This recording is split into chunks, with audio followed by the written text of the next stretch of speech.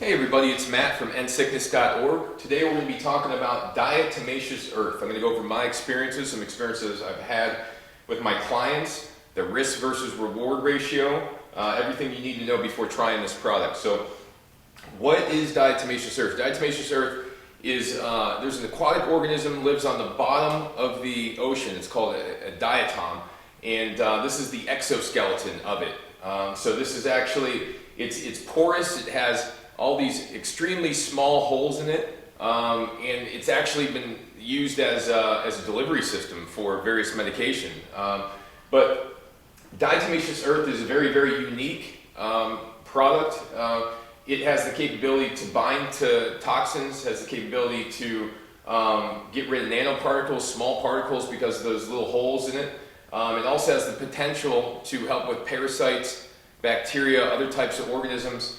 So I thought it was worth trying. I actually had a friend of mine refer me to the product. I didn't really think much of it. When it came in the mail the first time, it actually said it was delivered. We went out, someone took the package, so I didn't even know if I should reorder it. I reordered it. Sure enough, it came back, and I tried it, and it was a game changer. So how does DE work exactly? Well, it binds to things, and then it, like toxin-wise, and then it also dehydrates things because with worms and with specifically parasites, it dehydrates the outside layer because parasites protect themselves with this outside fatty layer, and it basically removes that and it makes the parasite die, in essence. It dehydrates the parasite, dries it up.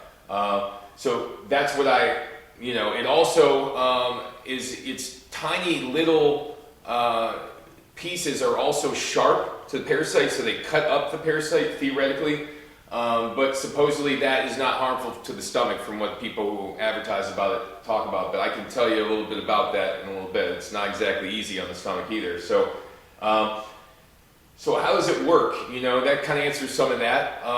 It is really mainly used for parasites in human beings, but also it can, as I said, bind to things that you can't bind to with other products. I've had people take it and see some pretty extreme results with small amounts. So my personal experiences, I had really bad, I had some type of infection that was just dragging me down, and I didn't know what it was. It could have been a case of Lyme, it could have been some virus. I really just couldn't put my finger on it, and eventually I tried this product because someone had mentioned it was really helpful for parasites, and I know in the past I had parasitic infections, so I thought it was worth trying. And I started off heavy, as I usually did with everything. I took 3 tablespoons, empty stomach, did that twice a day. Within a few days it was like unbelievable. I felt so much better. Granted, I wasn't like healed all of a sudden from it, but I could notice the difference significantly each day. And as I went through one cycle, 5, 6, 7 days, at about the 5th day of doing up to 6 tablespoons a day, my stomach just couldn't handle it anymore. It felt like really beat up. So I had to start drinking the colostrum and start trying to heal that stomach up. But I can tell you that it made a big difference in the sense that it removed a lot of the fog in my head. It gave me more stamina and allowed me to feel like I had less sluggishness and my body didn't weigh so heavy. I wasn't so exhausted all the time. So, it was helpful, but I will say, as I'll discuss here, risk versus reward, there was some type of cleanup. I did have to go ahead and heal the stomach back up after.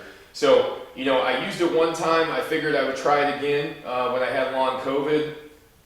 Didn't work as well as I had hoped for. I thought it would help with long COVID, but it really didn't help as much as I had hoped. I did notice some benefit, but it really ripped my stomach up. I was doing heavy doses, 3+ tablespoons, at a serving, but that is the dose that I had seen the most results with earlier on, so that's why I did that.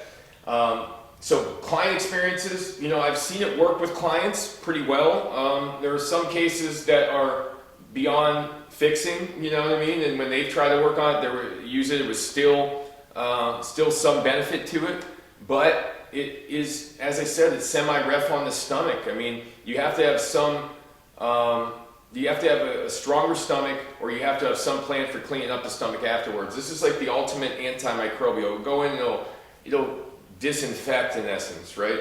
So if you take large enough doses, short enough periods of time, you know, and then you follow up with a bunch of probiotics, or you follow up with the right diet, you know, it could be helpful. But I could say, you know, I've seen it make big differences in clients. Some clients that were bedridden that took this stuff at the high doses I'm talking about, and made major differences in the way that they felt. Got to a point where they were able to get over the hump. And they didn't experience as much stomach issues from it, you know. And then myself, I had a lot of stomach irritation. Another client, I, you know, had some level of progress, but not a ton of progress, and had some stomach irritation. Just thinking of a few off the top of my head. It's worth trying, you know, but I wouldn't necessarily, I wouldn't do real heavy doses for very long. And you know, if you were to try it, maybe I would personally try to get it maybe 1 tablespoon and do it for like 30 days, you know. The studies that are out there talk about how, you know, this was like long-term application. I thought about it as an anti-parasitic. I thought I would want to do like 10-day cycles of it, because that's how parasites' life cycles are, on 10 days life cycles. So I thought that I would want to do heavier doses for shorter periods of time. But the studies showed that when it was used for longer periods of time, it reduced parasitic load in animals for, I think it was 30 plus days or so. So, you know, you can find your own sweet spot. You know, find the right dose is very important. Otherwise, you take too much, you're going to cause issues with your stomach. You take too little, you probably won't notice much of anything. But I think that Diatomaceous Earth has some significant potential, so I wouldn't rule it out on your healing journey. It does calm down the immune system, so it checks that box, which, you know, with my website, when I do, everything that I talk about has to calm the immune system down, otherwise we don't use it. So find the right dose is the key to success. Risk versus reward. There was great reward at one point in time. It got me over a hump. And do I think it was worth having a week or two of stomach issues afterwards? I mean, yeah, I do, because whatever it cleared up, it seemed like I couldn't get to with any other product.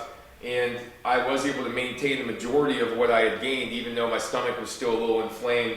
But you know, you got to be careful with it, and it's going to be, the progress is going to be dependent upon each person's situation.